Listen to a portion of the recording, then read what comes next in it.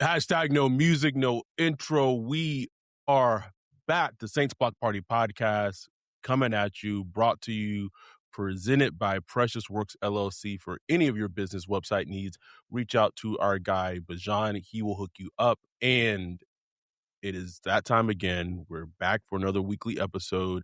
Adam, joined by my friend, my pal, my co-host, Ryan, a.k.a. Wolf, coming at you. And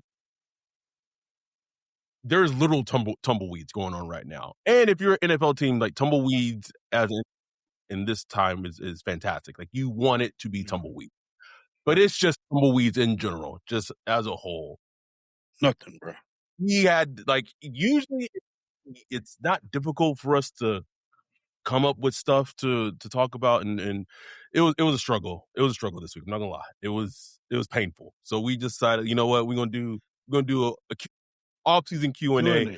We opened it up to our Patreons, and shout out to our Patreons, man. They came back with some fire questions. I was fire, bro. Fire, like get your brain going a little bit. So much love to y'all. If you're watching the live stream of this right now on YouTube, please make sure you like and subscribe. And speaking of Patreon, making sure that we talk about our Patreon, patreon.com/SaintsBlockParty. Become a Patreon as low as $3 a month. The YouTube membership, you can become a YouTube member as low as $4.99 a month. Dante said same, or Iran got to his wife. Wayne said thought Wolf was asleep again, and then Dante said same, or thought Iran got to his wife, or our own government. Who knows, bro? I was helping my pops with his podcast. How's that going, Wolf? It's going, man.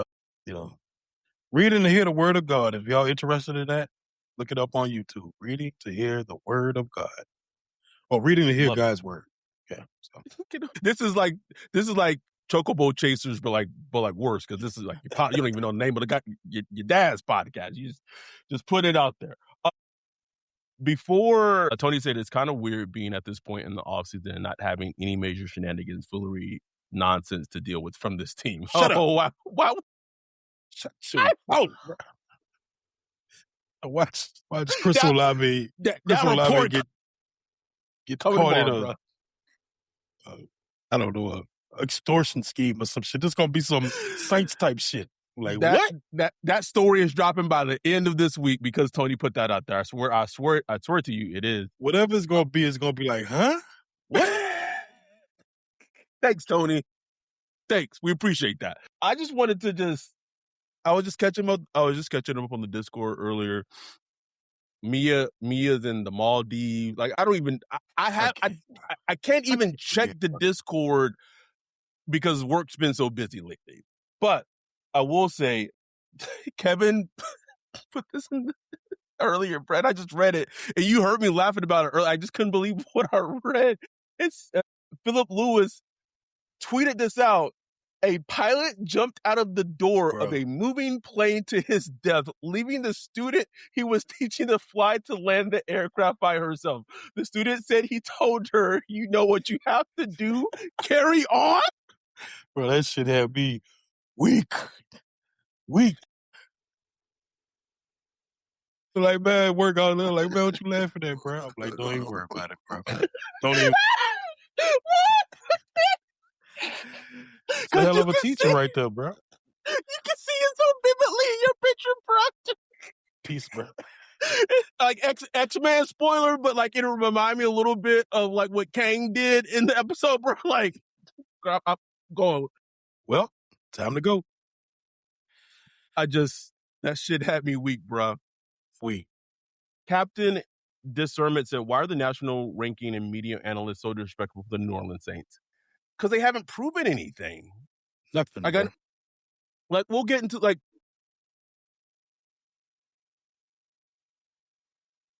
this is a team that won 6 games last year, and you can make all the arguments in regards to Rattler started at the beginning of the season, because I know people like to throw that as an argument, although I don't know. Like in my heart of hearts, I know if you would have put Tyler Shuck against those 3 defenses as a rookie, like that could have been disastrous, and just in terms of like his confidence and development going forward, bro. And so that's it. Kellen Moore had to grow in his role as being a head coach. We saw more from him later as the season went on.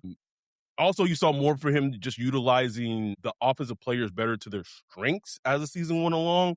So and you could arguably make the case that the defense potentially regressed this offseason. I'm not saying it has. I'm just saying the case argument could be made that it regressed because they really haven't added a whole bunch on that side in terms of whatever. It's just not a spicy team. Like, it's just not. Like, from a national level, it's not a spicy team. There's no.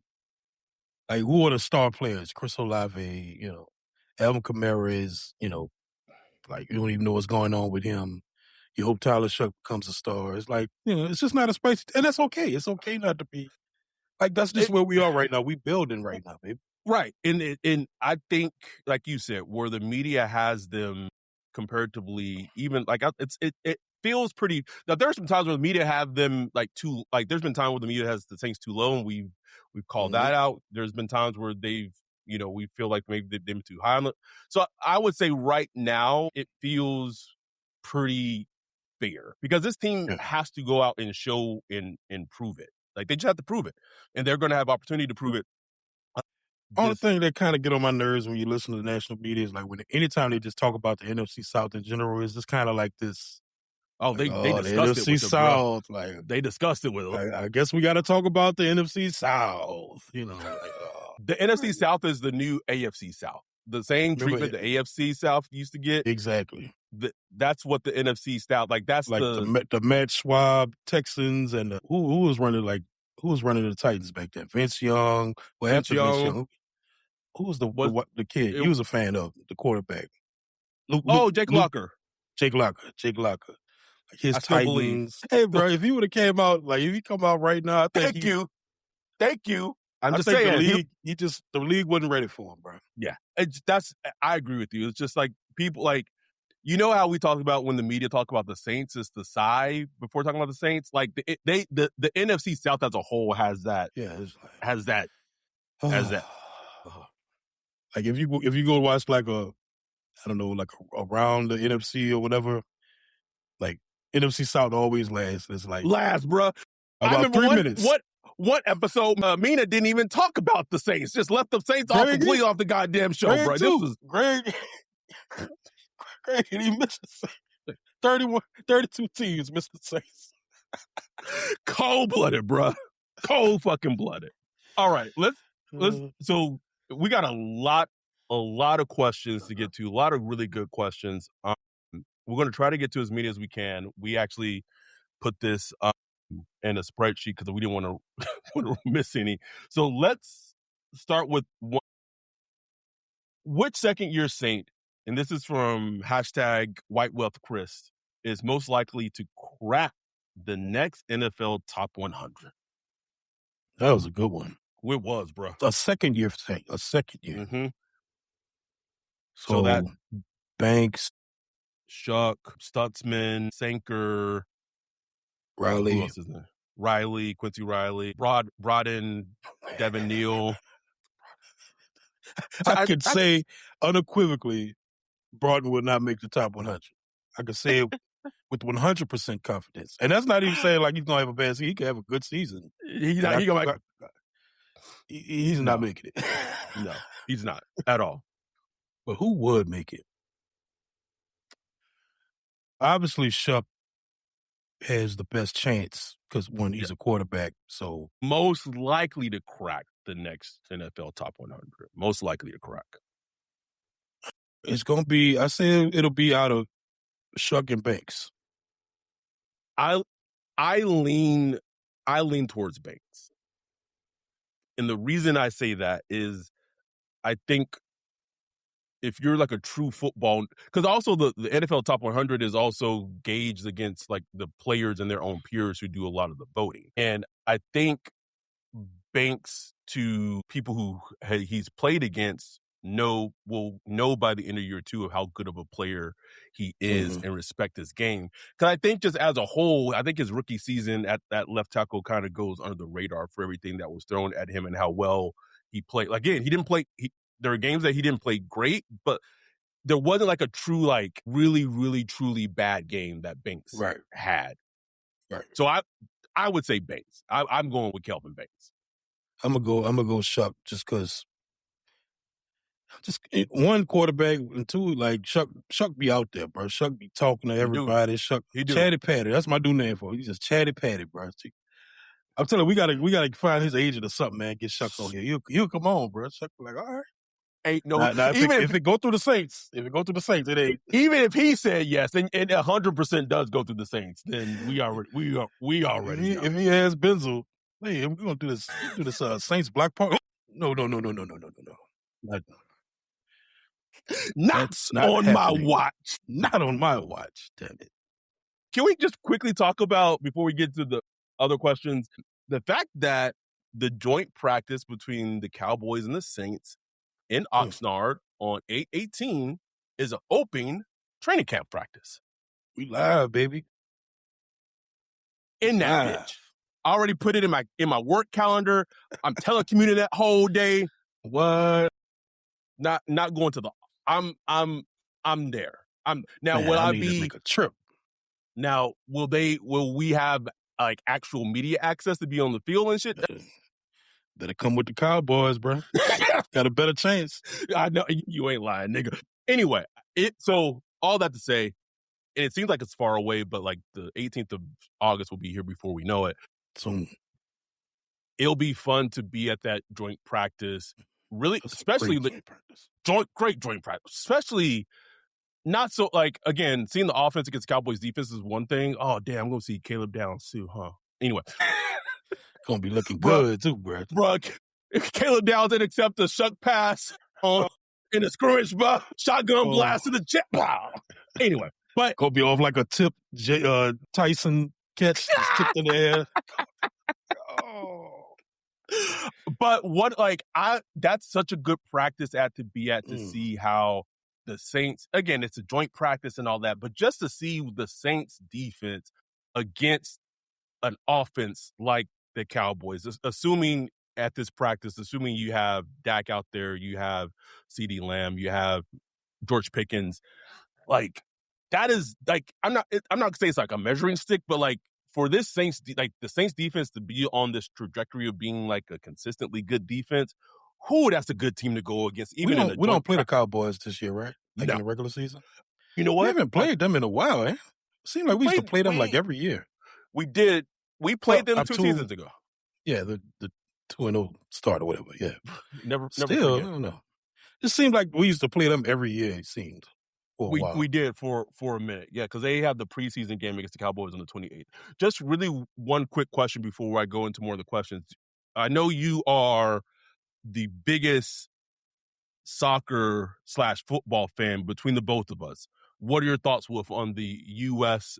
men's soccer team getting eliminated and embarrassed against Belgium 4-1 recently? We do not care. We don't care. Don't care. Although I did get a kick out of the whole thing with him up there in DC and all that, like all those shenanigans. That was kind of entertaining. I will say that, but also kind of annoying just seeing like all the talk afterwards, like, oh, the U.S. needs to invest more into soccer and get kids into soccer and all that. I was like, oh Lord, like what is y'all talking about, bro? Play football out here, baby. Or basketball, out of here. Shout out to the 10 concurrent viewers watching 10? It's a strong 10. It is. Our fucking people. Our people. This is a good question that Mia asked. Are the Saints relying too heavily on aging vets or using them strategically? Also, what's the current vibe in the building with all this tension between Loomis and it says AK contract, but I don't think it's a contract. I think it's just AK in general. The aging vets thing is interesting because I would make the argument that the team from last season to this season has gotten incredibly younger. Oh, yeah. The numbers say that. Like, Demario, obviously, leaves. You bring in Payton Ellis. He's an older player. They brought Cam Jordan back, which obviously is going to, like, he's an outlier. He's going to, basically just whatever their average is, he's going to make it higher just because of his age. Granderson's a little older, but, like, it's a pretty young.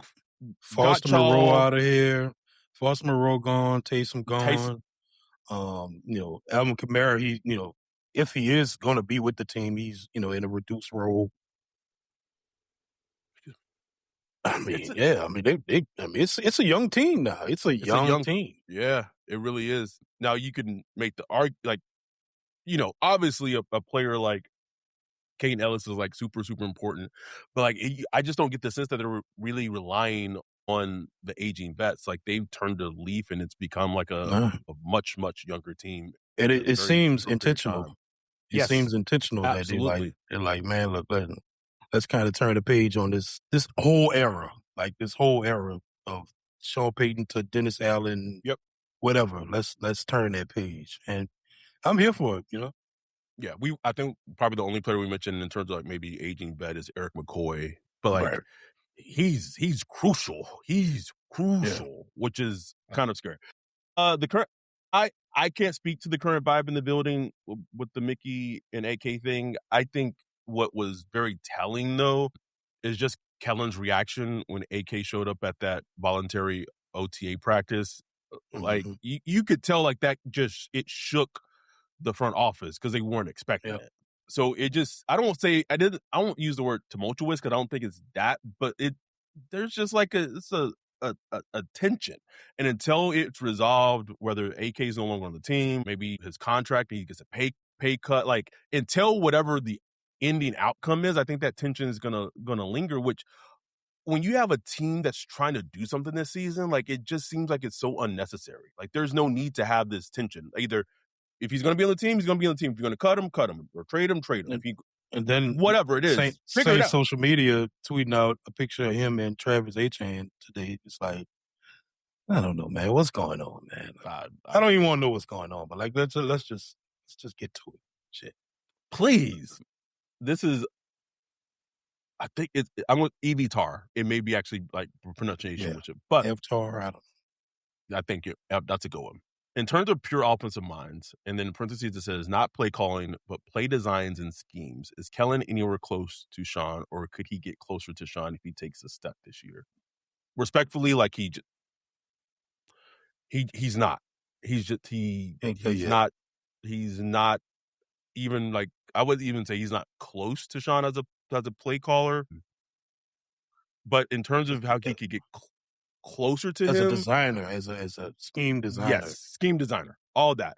How he could get closer to him is when we saw Kellen, again, I talked about this earlier in the episode, started to utilize players to their strengths. I think about that play he called against the Bucks, the shut keeper, which he had ran it earlier in the game, and then he just ran it again, but, like, the opposite direction. Mm-hmm.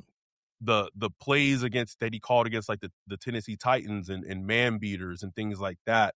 Like, later in the season, even though it didn't work, that like Olave throw in the red zone against the Bills, because the red zone offense was so ass for so early in the season, you see, like, the elements of how good of a play caller he can be. He just has to do it more consistently, longer in a season, and continue. Because here's the thing that I think people, like, as fans, were so excited about Jordan Tyson and Oscar Depp and things like that. Man, you got to implement players like that into the offense. And that sometimes can be a harder thing to do than you initially think, especially because you're learning to know who these players are and what their strengths are. You're not close, bro. It's not even close. And, like, I mean, you could discuss now as far as, like, where Sean Payton is now in his older age, as far as like a schematic designer and stuff like that. He probably isn't at the forefront of it right now. Correct. But, like, yeah. When you look at, like, from, like, a young, like, you compare a young Sean Payton to, like, a young Kellen Moore, it's not close. Like, Sean Payton changed the game. Like, he changed the game.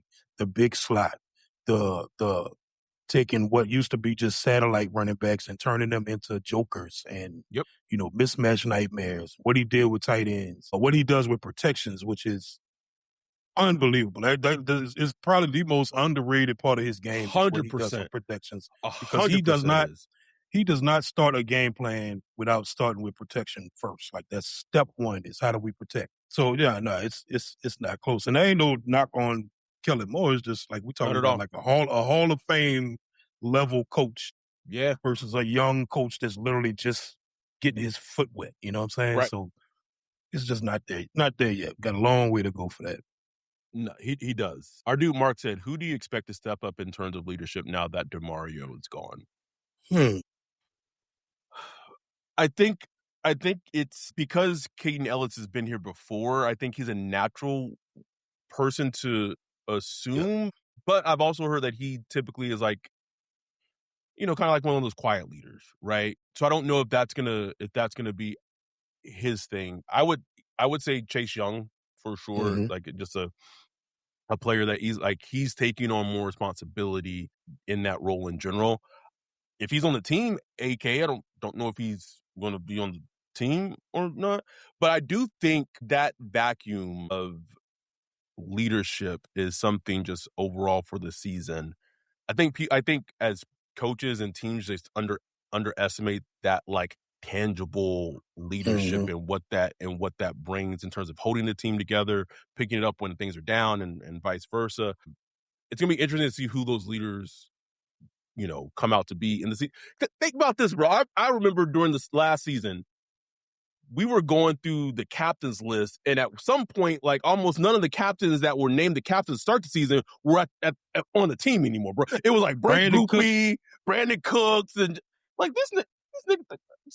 So like that in and of itself was kind of telling of just in regards to how shit went last season. Yeah. Taysom Hill, he was the captain. Yep. Foster Moreau, he was a captain out there. All those guys are gone. So, I mean, look, I think, obviously Cam Jordan. I think Tyler Shuck is really taking a good leadership role, man. He has. He's getting players together to go work out in San Diego and all that stuff. Like, he's taking on that role as a leader, and you can lead different type of ways. You don't have to be screaming and, rallying the troops in the middle of the field and stuff like that. It's just all about being accountable, being yourself, and setting the standard. You know what I'm saying? So that's what it's all about.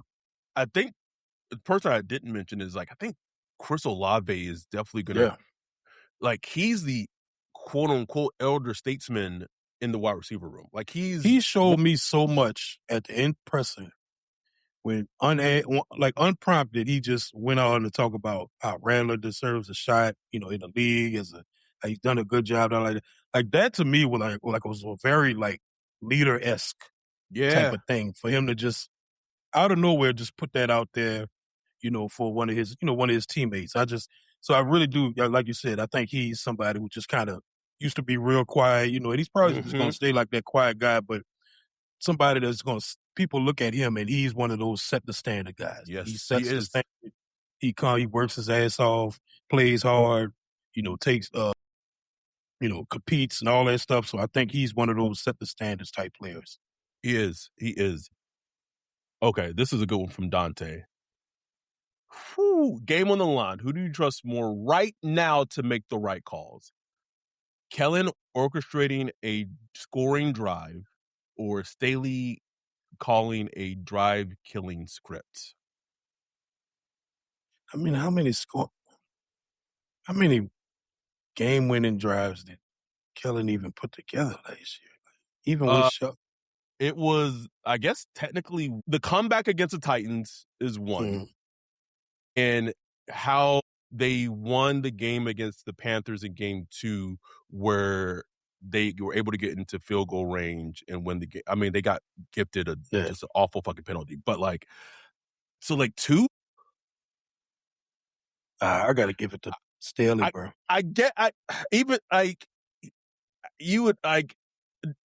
Juwan didn't catch it, but it was almost one against the Cardinals in week 1. If Juwan catches it, it probably goes to overtime, or maybe they go for 2. So maybe 2.5. I don't know, man. I would say I would say Staley. Like when you look at what Staley does on defense, and like as the game goes on, how it just things just kind of compress and lock up. I'll go with Staley, bro. By the end of the game, he got a good beat on whatever the offense doing, man. Yeah, I just give me. That's not a knock on Kellen. I just say like who I trust right now, which is right now. Can you think about how crazy that is? Because how many times back in the day, Drew would go out and score a touchdown, and it would be like, bro, too much time left. Should have been put on a T-shirt at some fucking point, nigga. Like 50 seconds left. Like, oh, shit, too much time. Imagine that. 50 seconds left in the goddamn game, and we over here having heart palpitations because we're like, oh, here we go. Here we go. Man, we got a touchdown. Like, damn, why'd you score? Take a knee. Niggas don't understand how we used to live. I was so glad Drew going to the Hall of Fame, bro, because like his wins would be like double or triple if just the amount of time, bro. Anyway, don't get me started. I'm not gonna get into that right now. Boy, I got a lot of questions here. Bijan gave us a lot. Which non-Tyson Olave wide receiver are you most excited to see? Oh, that's a most excited to see. I'm gonna go Bryce Lance because it's just something like that. Speed is just something you just can't teach or account for. So to me, it's Bryce Lance. That's where I was thinking too. But I also like it's kind of an underrated one. I'll throw Baron Brown in there, even though he's kind of assumed to just be a kick returner. I just kind of feel that he's gonna be kind of a little fun player this year. You know what I'm saying? I do too. I feel it. Ain't gonna blow nobody away with the statistics or nothing like that, but I could just see him being like a fun player. Shout out to our dude Bijan with the $4.99 super chat. He says, "Gang, meet up, flight booked. Come to my mama house for some food. Much love. Let's go. We got 36 concurrent viewers right now. We're making progress. Hey. Appreciate y'all being on. Floor, ceiling, and middle ground for Oscar Depp.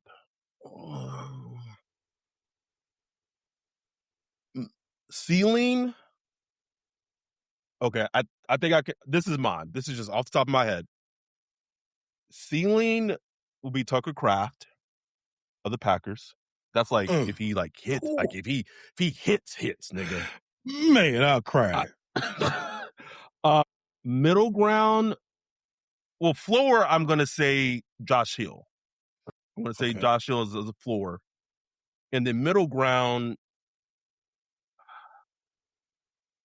I know it feels a little high just because I think he just got killed as a player just overall in his career. But middle ground, because he still was a tight end 1-ish, maybe more like a tight end close to 1. Kobe Fleener.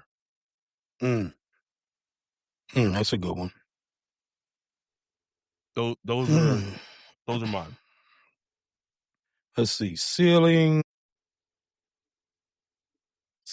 I'll go crazy and say rookie George Kittle.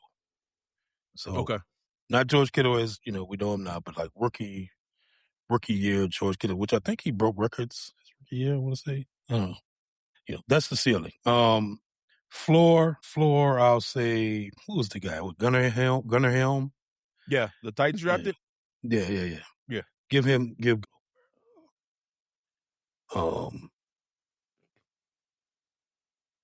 What's that Saints tight end? Middle, I'll go Wendy's. Dave. Dave Wendy's, Thomas. Man. Dave Thomas. There you go. He asked, "Who is my Pog Mount Rushmore?" Man, on the spot. Bruh. Who? Brianna Love, Flower Tucci. Brianna Love, boy. I wasn't the biggest fan of her work, but just respect the craft, and I'll just never forget like her just getting into just undressing Alexis, Texas. Alexis, Texas. Alexa Texas, that's one of my OGs right there. I don't care. I do not care. Her work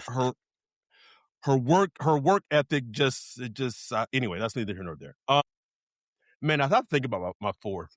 This is how like disconnected I am from the former industry that I used to work in. I just different brains. I just got to turn it off, turn it on. Someone will come to me, but I'll give you three. Sarah J. I almost said her, Wolf. Almost said her. Sarah J. Almost said her. Don't care what nobody say. Defend that woman till death.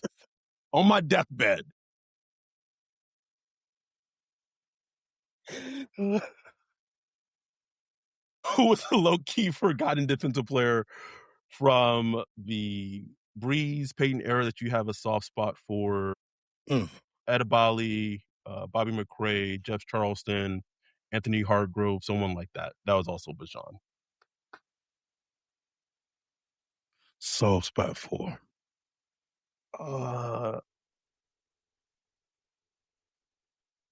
I think I know mine. Fuck, what was his name? Jolon Dunbar. Yeah. Well, every year was like, man, this Jolon Dunbar gonna start this year, boy. I love me some Jolon Dunbar, and just to go full circle, because you mentioned him earlier in the podcast, I'll never forget when the Saints were playing the Titans, and the Titans were trying to drive the score to win the game, and it was fourth down, and Jake Locker had the ball, and I think he scrambled or something, and Jolon Dunbar comes out of nowhere. Yeah, I remember that. And stops on him for it, and it's like I think that won the game. I want to say, like it did. It absolutely did. It was on fourth down. It won the game. Yeah. So anyway, I remember that. That's a good one. Go Raphael Bush. Ooh. Always think about him in that Seattle playoff game. It wasn't a fucking penalty. I don't care. I don't care if it was. He was playing in Wood, boy. We was out there. Bounties was back, baby. We was playing at Wood out there, and Raphael Bush was bringing it, bro. So that was a guy I like. There's a lot of them though. Akeem, what was his name? What was his name? Kidus. He was the safety. Kidus started with a Q. QUADUS or something like that. It was a weird name. Okay. Name, bro. We in the trenches now, baby. Yeah, we are. I always tell people, like, people talk about like the big nickel and the three safeties and all that. We was doing that shit way back then. Way back. Noah Wilson said her worth ethic. Bro, this is listen, man. It's a Abdul Qadir. Issa Abdul Qudus, yeah. It's a whole nother. That's a different podcast for a different day. I'm just gonna say, Alexa Texas work ethic just wasn't my cup of tea. In terms of all-time Saints defensive coordinators off just one season, where does Brandon Staley rank? Man, I can't go to me. That's a TJ question. TJ talk about some defensive coordinator from 1978. Let's see. I'll put him over. Damn. I mean, okay. The Greg Williams thing is harsh for me. It's hard. I can't put him over Greg Williams because say what you like. Greg Williams won a Super Bowl. I can't. But here's my question. Here's a better question. Which first year defensive coordinator are you taking? Staley's or Rob Ryan's first year as the Saints defensive coordinator when he was the top? Ooh, that's a good one. People forget Rob Ryan 2013, boy. That first year, bruh. And like far as like impact, like because 2012, one of the worst defenses in NFL history. Like one of the worst in NFL history. And then the next year to turn it around with most of the same players and to be one of like the better defense. It wasn't a great defense, but one of the better defense in NFL. Yeah.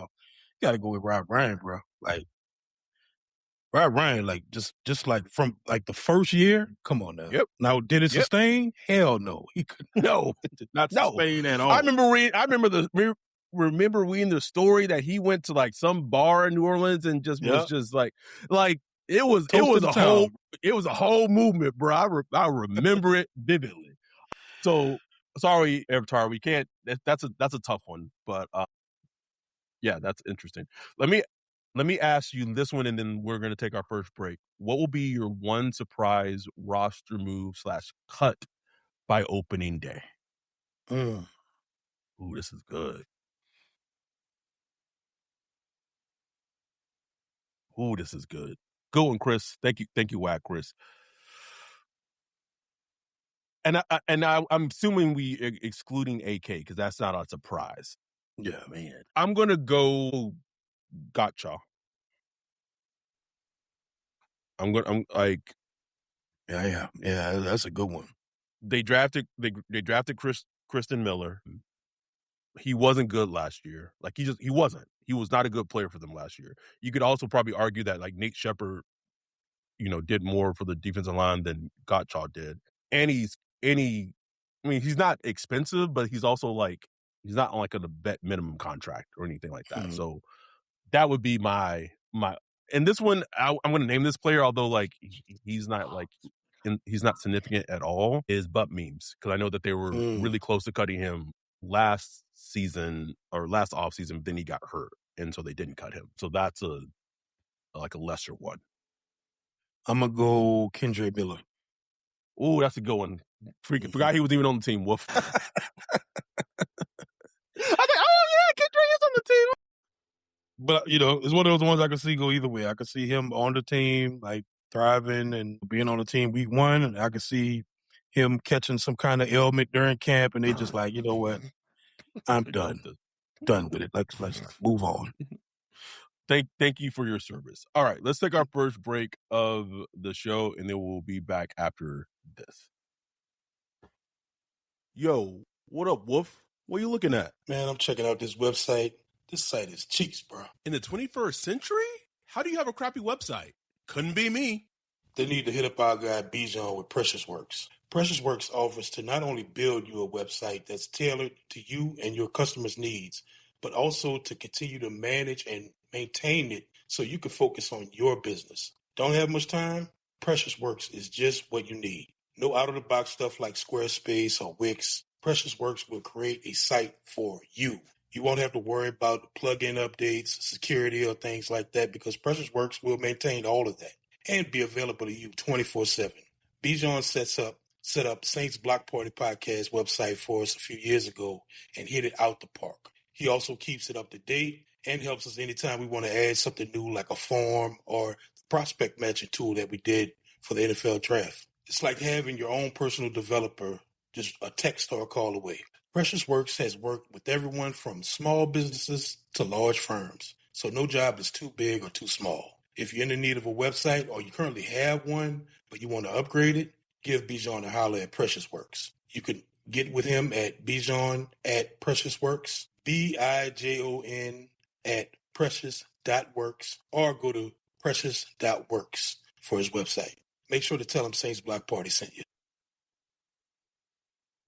We are back. Who that ball asked? Will we all be at any of the open practices? I will be at the Cowboys Saints joint practice in Oxnard. I don't know if Wolf is. Yeah, I wanted to make the one that's at Tulane, but looks like it's on a Wednesday, so it's just gonna have to see. I don't know. Tough during the week. Okay, hold on. This is right in my realm. Justin Cash asks Jada Fire or Carmen Hayes. Carmen Hayes is like one of my favorite of all time, bro. Like, cool. Just like, I know people got jokes about Adam and black women. Carmen Hayes is my shit. Then and now. Although, that's early internet right there, boy. Early.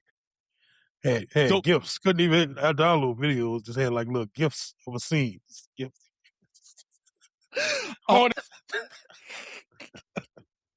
One of my favorite Wolf quotes, and I wish I could go back and find it, is when we were talking about Nasty Man, Deshaun Watson, and like the additional allegations came out, and then like the description of what was happening on like the massage tables and him like busting nuts on massage tables and like the masseuse not. And I just never I remember us talking about on the podcast. You just said, "This nigga horny." Control yourself, nigga. So to those who are like asking questions in the chat, we are first answering the questions from our Patreons. However, if y'all want to just jump to the front of the line, that YouTube super chat function will get y'all like it's like a Disney Disney fast passes. Woo! Okay, so let's get back to the, and then we'll try to answer questions from the chat as well if we have time because we're already at like 43 minutes. Biggest sleeper offseason acquisition. I got one. The punter. Yes, Ryan Wright. Oh, that's good. Oh, that's a good one, Wolf. God damn, that's good. That's good. Because it's just forgettable. It's like a punter. Yeah, it is, man. I think he's gonna have a huge impact. Huge. I'm gonna go Payton Ellis, and the reason I'm going Payton Ellis is because I really do think he's gonna have an add impact to the Saints pass rush that they really, really need. Because I think what people might not like, he's a good pass rusher, even though he plays the linebacker position. He's a good ass pass rusher, and the Saints need that in the worst way. And even his last season with the team, he was like, was a great provided. They should have kept him. Should have figured out a way to keep him. Hey, listen, it's Pete Warner time, buddy. TJ asks, a depth player that pushes for starting minutes. Oh, that's good. The depth player that pushes for starting minutes. I got one. I'm going to say this, although I don't. I'm going to split the baby, although it's a turbo fucking phrase. I'm going to go John Ridgway / Christian Boyd. Those are some good ones. I don't know if Christian Boyd is ever going to get like actual like playing time. It seems like everybody hates him. Hates him. Like I was at that Chargers game where he made that great play in the preseason, and like it was almost like a fumble, but like it wasn't a fumble, but like just the pressure was in. Like I don't know, and I think John Ridgway has shown, especially when Brian Brees got hurt, like I'm not saying he's like a great run defender, but like he adds something in the run defense. So those are mine. What about yours? I'm gonna go with what's the Rezjan cornerback?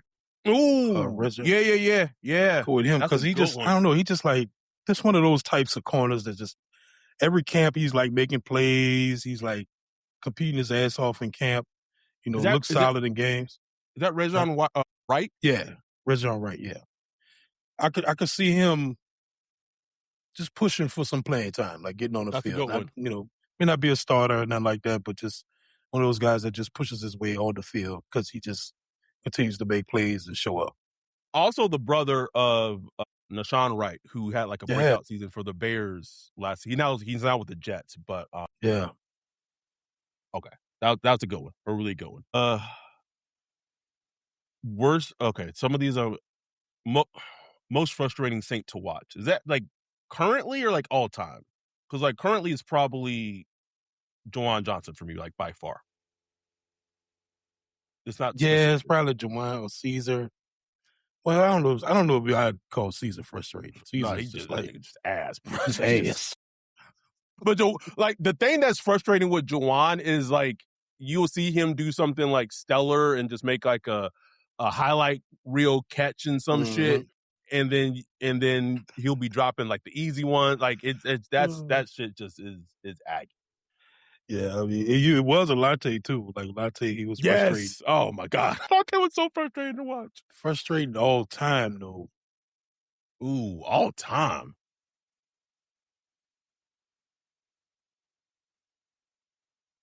I gotta think about that one. I mean, shit. Who was the tight end that dropped the ball in the playoff game? Oh, Brady. Dan guy. Yeah. Dan Arnold. Yeah, Dan Arnold. It's frustrating.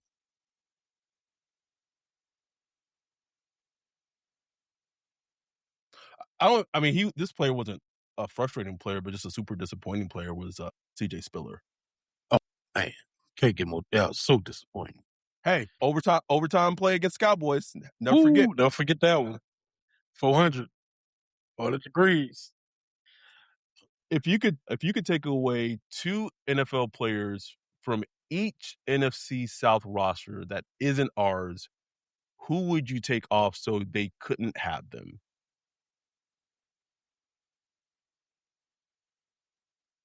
Each So it's like, NFC South roster. this is okay. That question is a lot more complicated than I thought it was. I mean, it's not, but I Yeah. have to actually put brain work in it. Okay, Yeah. so for the Panthers, I'm gonna go. This is just off the top of my head. Panthers are gonna go Derek Brown Mhm. and Ted. Falcons, I'm gonna go Bijan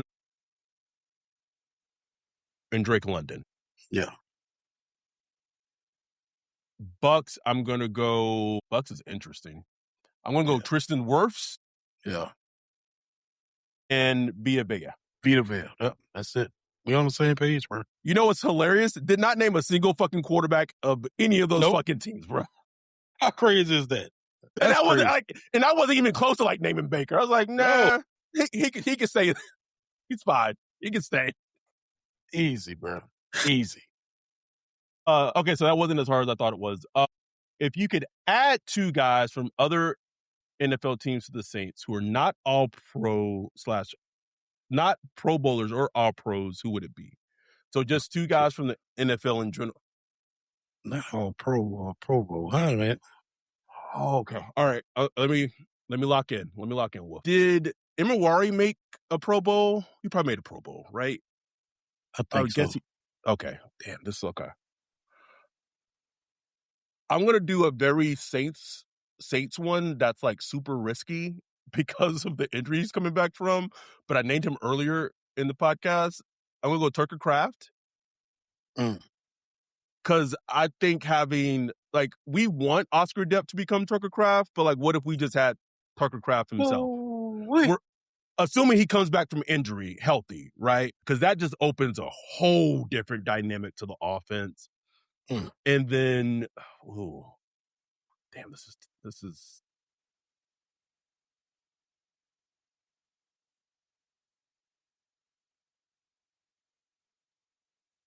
Yeah, I gotta think.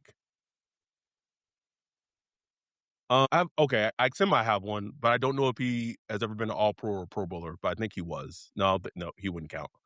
Because I was going to say Quentin Williams, but I think he's been named to something.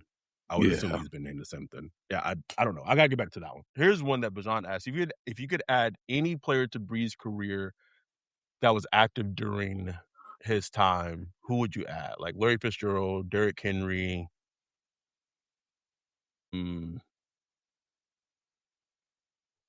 J.J. Watt, or Aaron Donald. Because usually it was always the defense who let the Saints down. So I'm going. I mean, yeah, those 2 are the best defenders of the 21st century, in my opinion. Yeah, that's definitely probably get you more Super Bowls. Yes, at least one more. At least one more. Will Jordan Tyson's presence unlock a career-high statistical season for Olave, or will Tyson make such an immediate impact that it sort of caps his ceiling due to target value? Cooper. It's tough. I think it caps Olave's like statistical production. You know what I'm saying? Like if Tyson is who we want him to be, like it definitely caps it. Like you're not like Olave won't have like a Jackson Smith and Jigba type season, 16, 1,700 yards when you got Tyson on the field balling too. You know what I'm saying? It's won't happen. You can still have like a really great season, 13, 1,400 yards, touchdowns, big plays, but I think it does cap him because he's not the only guy. Like, you know what I'm saying? He's not the only weapon on the team. So that's going to cap his production a little bit. It won't cap it to the point where he won't be recognized like in the league as far as like a, top player, but he just probably be squished down a little bit. You know what I'm saying? I think it does. I think it does cap, because I was even thinking about the pairing of CeeDee Lamb and George Pickens last season. But even like George Pickens was able to go off when he did because CeeDee Lamb was missing games. So they both went over 1,000 yards. But so I think you're right. I think it does put a cap potentially to Olave's season, on Olave's statistically his season. Our dude Adam McHugh, that's Chili's Adam. asks, how do y'all expect Payton Ellis and or Stuntsman to impact the defense this year with Demario no longer in the picture? Was a little surprised that someone from the linebacker group wasn't in y'all's top 10 important players list. Yeah, it's just one. I think just linebackers as a general, like just as the NFL is showing you, just are undervalued, like drastically undervalued, and that's coming from us who've seen Demario like at his peak and Jonathan Bilma at his peak. What I kind of hit on Ellis already. I think expecting to bring more pass rush umph than I think people are expecting. The Stuntsman thing is just so interesting to me because you see, like, just in his rookie season, you saw like the impact that he brought on some plays and just his athleticism. And I think what the team is kind of navigating is like, all right, if we put him in as starting over Warner, we might he might be out of position a couple of plays and it might lead to like big plays against us defensively, as opposed to like Warner's just safe. But I'm also like, man, like Warner, like, even though he's safe, like he's not like a good safe. Like he's not like a weighted blanket safe. Like very Scott Shanley-ish. You know what I'm saying? Like for years I used to be like, what are y'all seeing this guy? And he was just one of those, well, he's in the right spot. Like Warner, like to after like his first 2 seasons, like even AJ Klein, his first couple of seasons was just like, man, they love white linebackers, don't they, bro? Like they love them. Just name it all. Like, yeah, they love white linebackers. But even like, AJ Klein was, I just felt like, I don't know, man. Like you said, like want more from yourself on the linebacker position. And I just think that the splash and the defense needs athleticism, it needs speed, and Stuntman brings that on such a high level. I think he might be a pleasant surprise, but he has to go out there and win it. In training camp, like he has to go out there and win it and take it from him. I want to answer this question, then we're going to take our last break of the show. Going a little long, but it's okay. A lot of good questions. How much of Kellen sitting on his hands and pacing was due to lack of talent, and can we expect that to change this year with the influx of juice? And then Butch asks, is my head coach about to whip his dick out? No, he's not. It's and not him, bro. I don't think the pacing and sitting on his hands has anything to, like, I don't think it had to do with lack of talent. I just think that's who Kellen is. Like, that's just who he is personality wise. Like, it is what it is. Not, and I'm not, we could talk about like coaching, like there's different coaching styles in terms of when that's his style. Like I do want to see, and we talked about this in the Discord, like we do want to see him more involved with the players when they're, on the sideline, including like the whole team. Like he talked to the quarterback some here and there, but like besides the quarterbacks, bro, like he talk to the defense. Talk to the special teams. Man, Sean Payton used to be lighting the defense up over there. You know what I'm saying? Like, the hell are y'all doing? Like, come on, bro. Like, be a little more. Just a little more. I didn't say you got to not be yourself, but just give me a little more. And as introspective as he was this offseason about like not getting Bailey more touches, hopefully like he's also reflected on that in terms of what he can do more in year 2 as a head coach going into year 2. Let's take our last break of the show. We'll be back right after this. Woof. Something that we don't talk about enough is football fans, people in general, getting enough sleep. And it's weird, bro, because I'm kind of known for getting my sleep on. But it ain't sleep. Like, you need that sleep. That good sleep. And because of that, we are happy to talk about our new sponsor, and that is Some Sleep. Some Sleep is a sleep aid that you mix in, contains melatonin, contains magnesium, and it will help you get that good sleep throughout the night. If you are a Saints fan and at nighttime you're thinking about Marcus Williams missing that tackle, you thinking about that no call, you thinking about Vernon Davis. Bro, I'll be sitting there at 4 a.m. just looking at the ceiling. Alvin Kamara breaking tackles, like, some sleep, bro. I ain't gonna lie, I was kind of skeptical, man.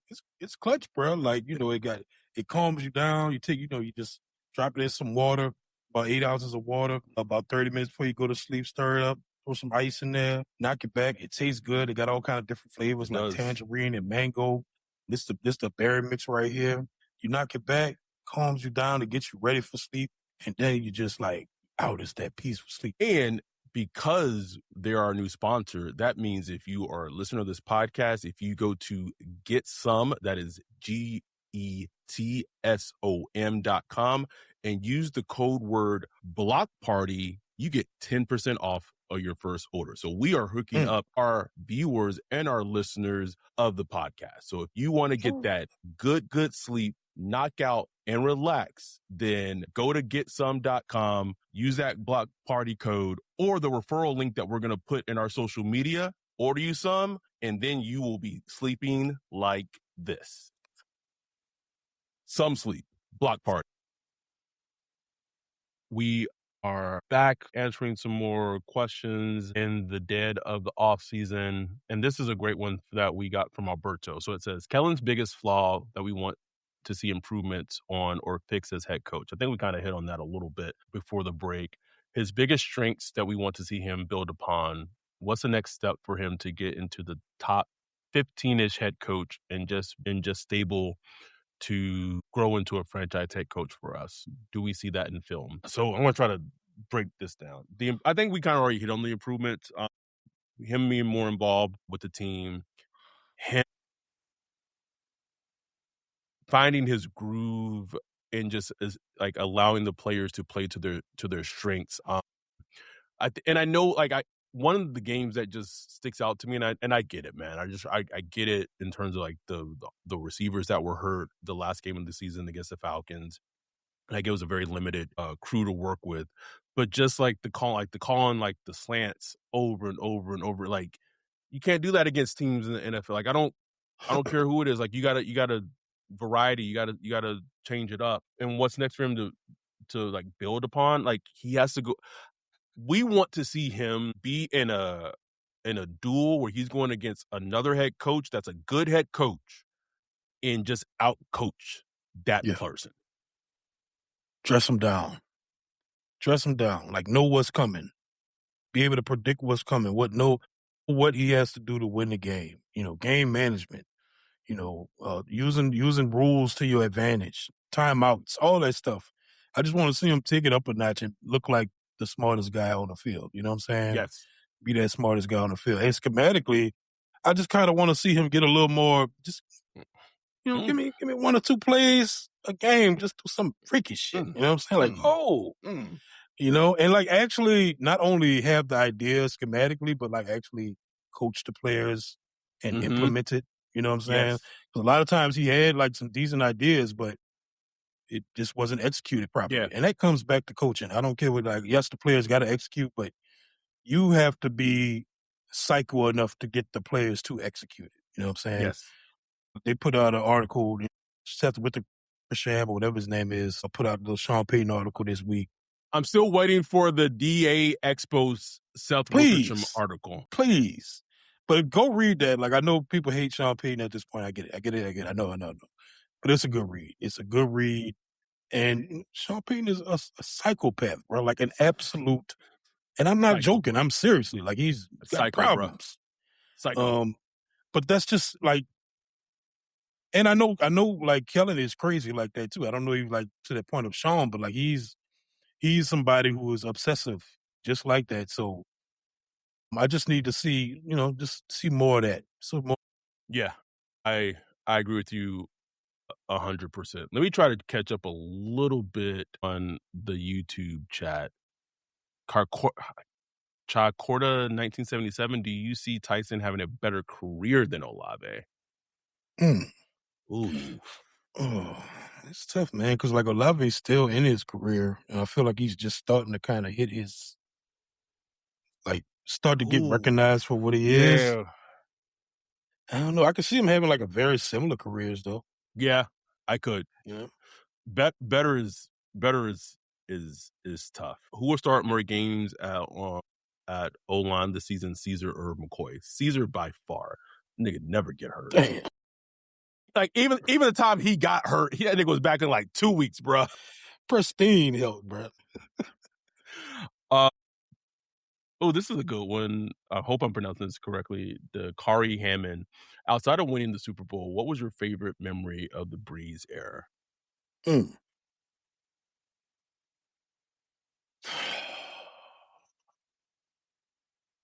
Um, so like there's this like sickness to it just because of like the bad memories that come with it. But one of the things I'll never forget is being at Candlestick at that playoff game against the Niners and seeing like his stature and seeing like how small, like how truly like small he was compared to his peers going against Justin Smith, Alden Smith, like that night, like just behemoth of men. And here he was. That team had what, 5 turnovers or something in the first half or something like insane. And yet like his greatness had them come back in a game on the road in the playoffs that they had no business being in. And getting like, and I know like the outcome wasn't what we wanted, but just being to see that in person, I was like, that like it was just crazy. And I think I think that might have been my first Saints game that I saw Brees playing, I think. So like just seeing it from like the field, like seeing it, and it was just he really in his best ability trying to will that team to win. And that's best on probably best too. That throw to Jimmy Graham, Willis covering, like, oh man. I guess mine, I mean, obviously, Steve Gleason, Falcons block field goal. Obviously, that's one of the best memories. Also that same season, that Deuce McAllister run against the Eagles, helmet coming off, offensive line pushing them in. I remember just watching that at my house. I was living in Huntsville, Alabama. And just like, bro, I was just hollering, screaming, man, that's when I was just like emotionally wrecked, bro. Just like wrecked, bro. Absolutely wrecked, bro. Like that was one of my favorite memories. Obviously the Super Bowl year, like, the beating the Vikings, like unmatched. Like you can't. Most stressed out game I've ever. I've never been that emotionally wrecked after a football game, bro. Like I was exhausted. less emotionally drained in just from the NFC Championship game was worse for me emotionally than the Super Bowl was. Would you think? Oh, you no would question. think it would, but like that fucking game took years off of my panel. Great question. I would also just throw in that the Texans game where I don't know who got in Brees' like, and he just Kareem Jackson. Yes, it was Kareem Jackson. And also, I'd be remiss if I didn't talk about. He's a scout now, I think, which is crazy. Yeah. I'd be remiss if I didn't talk about the Dolphins comeback in the 2009 season. Man, what a game! You could just do a whole pod on 2009. You could, bro. Justin Cash, $2 super chat. Appreciate you. If Saints somehow got to 4 and Crosby trade, I wouldn't rule. I would just say I would not rule it out. I'm just gonna leave it at that. Thibodeau, nah, bro. If they was 4 and 4 and. Well, Mickey going big game fishing, bro. Big game. Thibodeau? No, sir. I'd be disgusted at what it would cost. Wayne says, is it possible that we have a Chase and Higgins combo? Absolutely not. Or can they get to that level? I don't think so. Like, no. Like no. Chase and Higgins? Bengals. Oh, nah. No, sir. No, sir. Also, let's still laugh how T. Higgins was maybe a poor man's Chase and Higgins. I would say maybe TJ Maxx. It's more to me closer if they became a TJ Maxx version of AJ Brown and Devonta Smith. That makes sense. What I saw another good one. Hemisphere, this is the last one because we're like a minute and 8. It seems like the Falcons fans is salty about ESPN picking the Saints to win the division this year. Thoughts? Have they seen their quarterbacks? Like I don't. What are they? And this is like not even like Falcons bias, because No. Lord knows I hate them. But like, what are they doing? What are you doing? Like, how can you honestly look at your current construction and be like, yeah, we're headed in the right direction? I have no idea what y'all doing. No. Like, Y'all probably fourth in this shitty division. Probably please, fourth. To quote old Sean Payton line, like, please worry about your own meat. Like, worry about that and shit. Tell your quarterback, stop wearing the damn do-rag. Take that shit off. Take it off. It was They got the disgusting. nerve getting married. And you think he gonna have the waves just gonna be like just glistening? He ain't get a line in, bro. Oh, I'm so disgusted. The Falcons fans had the nerve to come at me for tweeting about that. I don't care, bro. That was disgusting. How Mansour Delane got a better lineup than when you've been wearing a do-rag your entire goddamn life, nigga. I wear a do-rag every day, all day. No way. Someone did ask this, they didn't make this. Who had the best verse on Swagger Like Us? Oh, man. I had to re-listen to it just for like, because I haven't listened to it in a while. I feel like G had my shit on there, but I think I might Swagger Like. Well, I'm gonna go with Wayne. on that. I gotta go with T.I. I'm going with T.I. Tip was spitting on that motherfucker. He was. Tip was spitting.